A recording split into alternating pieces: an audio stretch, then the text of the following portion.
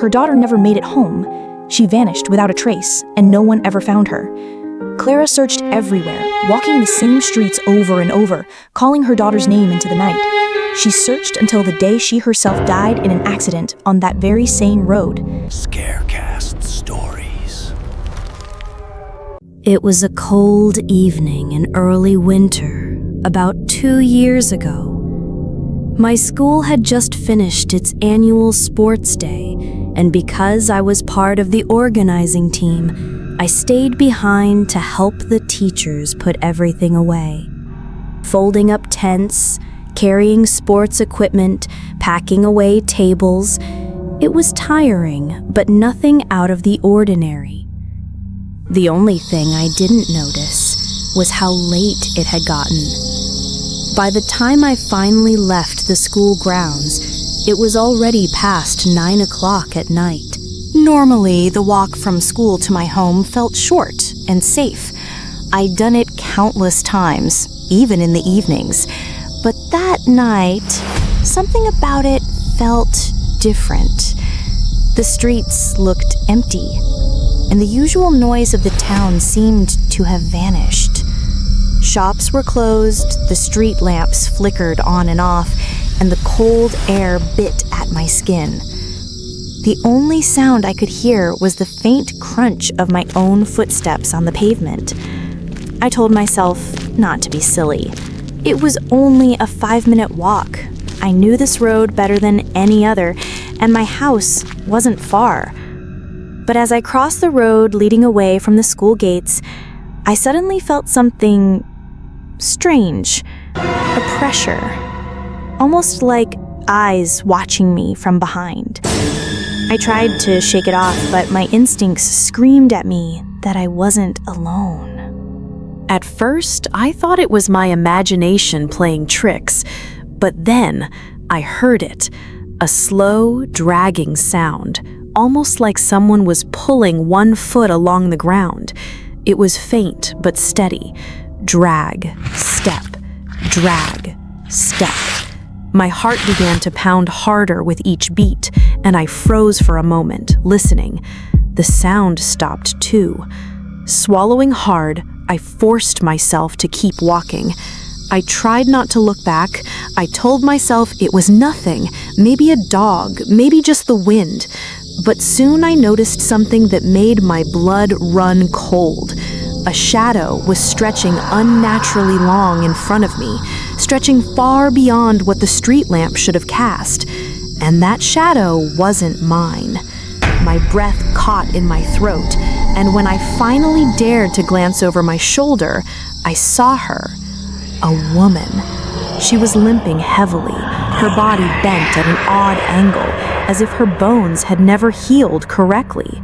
Her head tilted to one side, almost unnaturally, as though her neck couldn't hold it straight. She was only a few steps behind me. Panic surged through me, and I began walking faster. But no matter how quickly I moved, I kept hearing it. Drag, step, drag, step, matching my pace. My mind screamed at me to run, but my legs felt heavy, almost as though the road itself was pulling me back. Then, cutting through the silence, came a whisper. Low, broken, unearthly. Have you seen my daughter?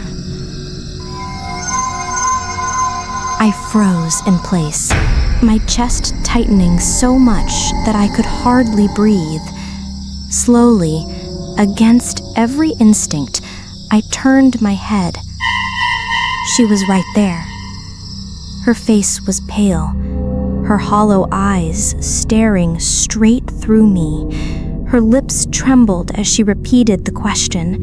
Her voice cracked and full of grief. Her hair was tangled and matted across her cheeks, and her clothes looked torn, as though she had been wearing them for decades. I couldn't think. My brain went completely numb. Out of sheer desperation, I raised a shaking hand and pointed down the road, anywhere away from me. Her head tilted even further, almost unnaturally, and then she gave a twisted, broken smile. Without another word, she turned and limped in the direction I had pointed. I didn't wait. The moment her back was turned, I ran. I sprinted with every ounce of energy I had, my heart hammering against my ribs, my breath tearing through my throat. I didn't care how loud I was. I just wanted to get home. My vision blurred with tears as I pushed myself harder, not daring to look back.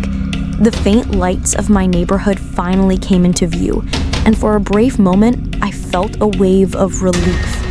But just as I was about to turn onto my street, I heard it. A scream, piercing the night, echoing behind me. It was her voice. She's here! The sound cut through me like a blade, and in that instant, everything went black.